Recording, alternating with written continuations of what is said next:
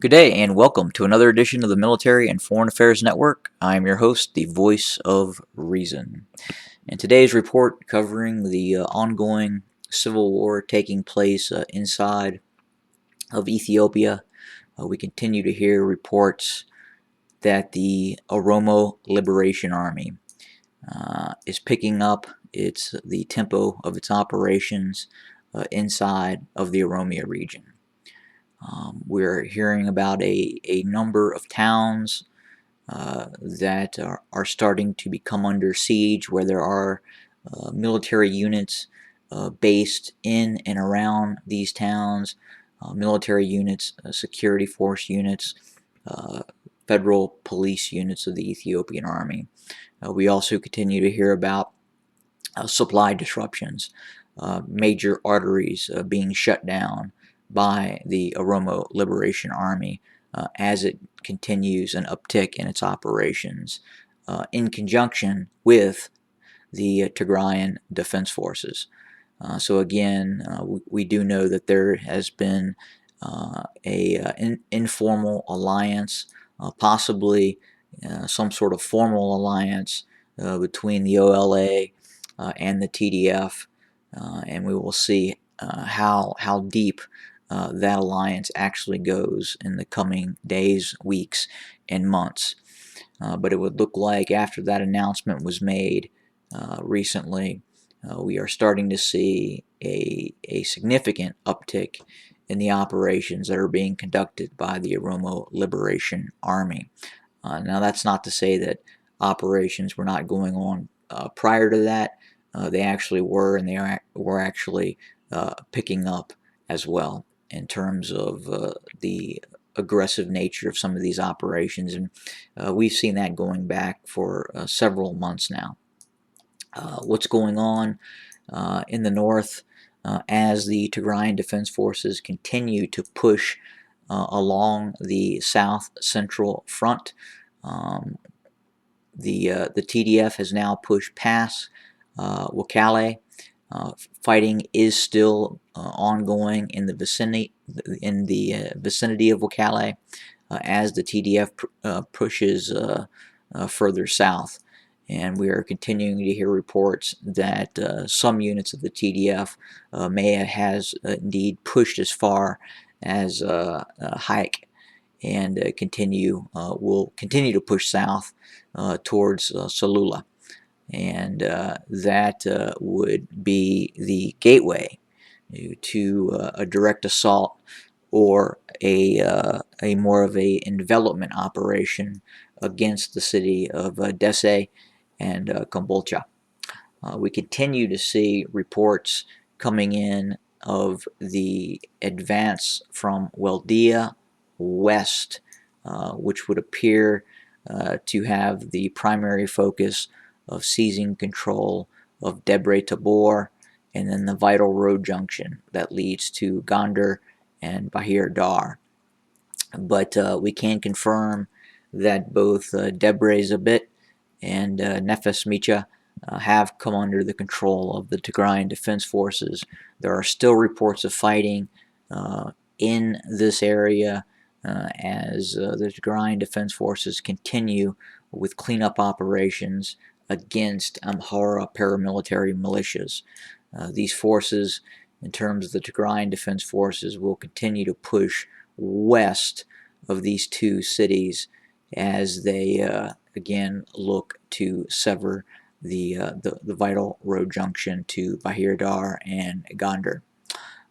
There has been some reports coming in from Ethiopian state media which would make claims that the Ethiopian Army or possibly some sort of paramilitary units within the Ethiopian state or aligned with the Ethiopian state had made gains in southern Tigray. And what is being claimed is that in some way a force of Ethiopian forces or Amhara militias possibly moved from east to west or from west to east and attempted to gain control of the town of Mechu.